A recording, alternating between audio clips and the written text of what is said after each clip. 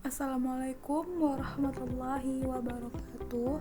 Kami dari kelompok 7 ingin menjelaskan tentang konsep sikap.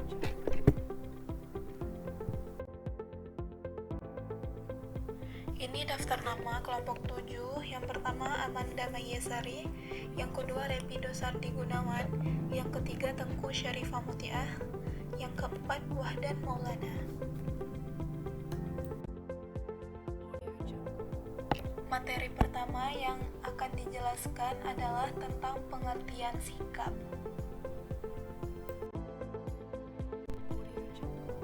Pengertian sikap terbagi menjadi 4. Yang pertama, pandangan atau perasaan yang disertai kecenderungan untuk bertindak sesuai dengan yang objek tadi, itu menurut Perwanto.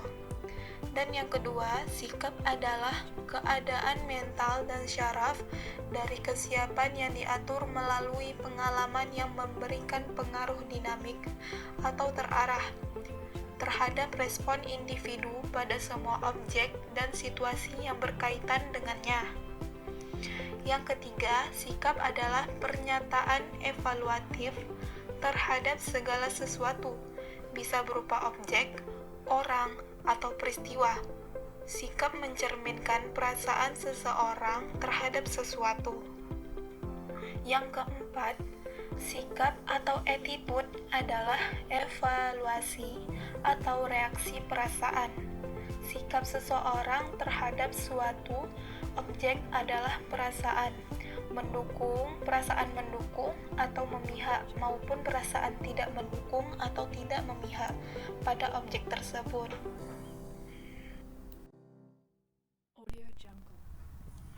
Struktur sikap. Struktur sikap dibagi menjadi 3 komponen yang saling menunjang, yaitu yang pertama, komponen kognitif berisi kepercayaan seseorang mengenai apa yang berlaku atau apa yang benar bagi objek sikap. Seperti dalam keyakinan ibu bahwa dengan adanya pengambilan sikap yang tepat dapat mengatasi gumoh pada bayi. Yang kedua yaitu komponen afektif, menyangkut masalah emosional subjektif seseorang terhadap suatu objek sikap. Secara umum, komponen ini disamakan dengan perasaan yang dimiliki terhadap sesuatu. Misalnya, ibu merasa bertanggung jawab terhadap keadaan bayinya. Yang ketiga, komponen konatif, menunjukkan bagaimana kecenderungan berperilaku yang ada dalam diri seseorang yang berkaitan dengan objek sikap yang dihadapinya.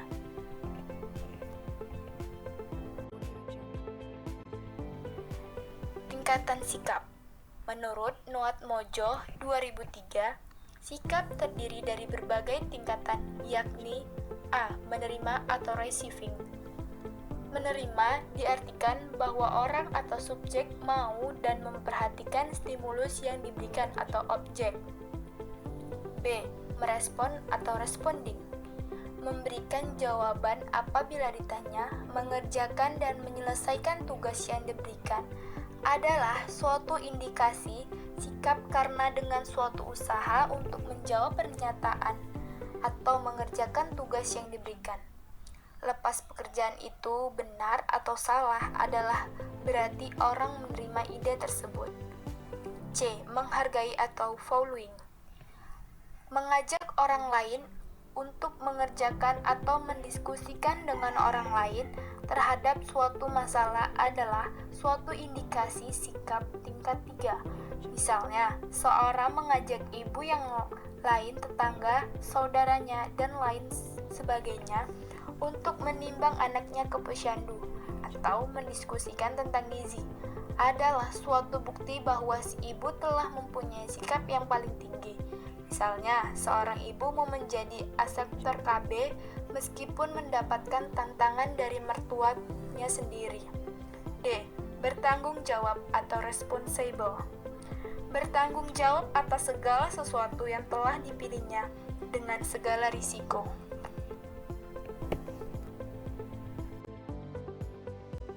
Sifat sikap. sifat sikap terbagi menjadi dua, yaitu yang pertama sikap positif. Sikap positif kecenderungan tindakan adalah mendekati, menyenangi, mengharapkan objek tertentu. Yang kedua, sikap negatif. Sikap negatif terdapat kecenderungan untuk menjauhi, menghindari, membenci, tidak menyukai objek tertentu. Adapun ciri-ciri sikap, yang pertama, sikap bukan dibawa sejak lahir, melainkan dibentuk atau dipelajari sepanjang perkembangan orang itu dalam hubungan dengan objeknya. Sifat ini membedakannya dengan sifat motif-motif biogenetis seperti lapar, haus, kebutuhan akan istirahat. Yang kedua, sikap dapat berubah-ubah, karena itu sikap dapat dipelajari, dan karena itu pula sikap dapat berubah pada orang-orang bila terdapat keadaan-keadaan dan syarat-syarat tertentu yang mempermudah sikap pada orang itu. Yang ketiga, sikap tidak berdiri sendiri, tetapi senantiasa mempunyai hubungan tertentu terhadap suatu objek. Dengan kata lain, sikap itu terbentuk, dipelajari, atau berubah senantiasa berkenaan dengan suatu objek tertentu yang dapat dirumuskan dengan jelas. Yang keempat, objek sikap itu merupakan satu hal tertentu, tetapi dapat juga merupakan kumpulan dari hal-hal tersebut. Yang kelima, sikap mempunyai segi motivasi dan segi-segi perasaan. Sifat inilah yang membedakan sikap dari kecakapan-kecakapan atau pengetahuan-pengetahuan yang dimiliki orang.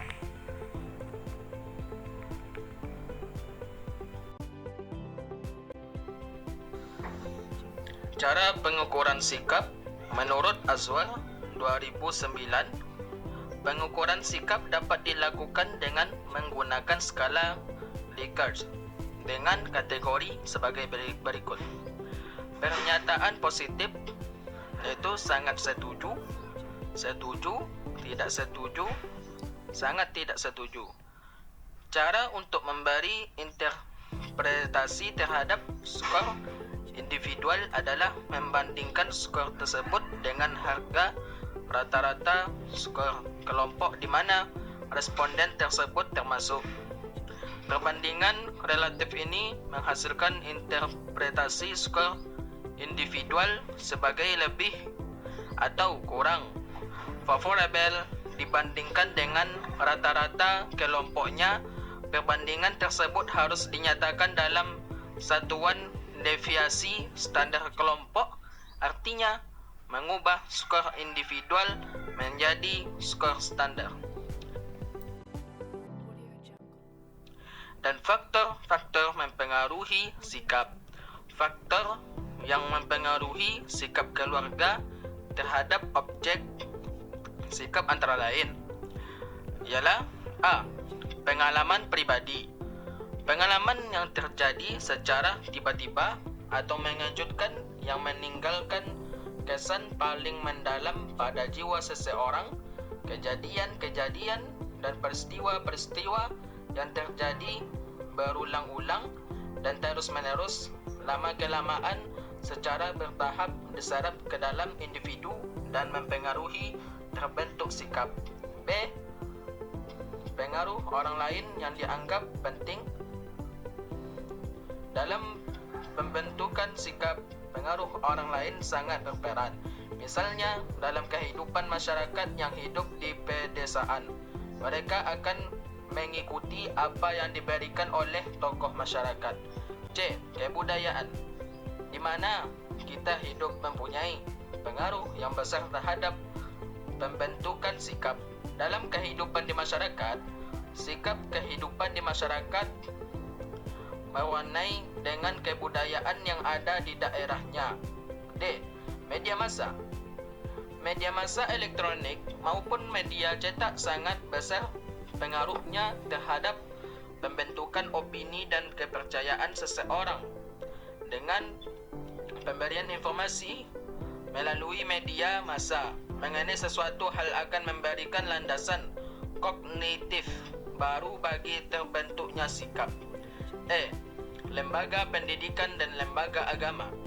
lembaga pendidikan, dan lembaga agama berpengaruh dalam pembentukan sikap. Hal ini dikarenakan keduanya meletakkan dasar pengertian dan konsep moral dalam diri individu. F. Faktor emosional.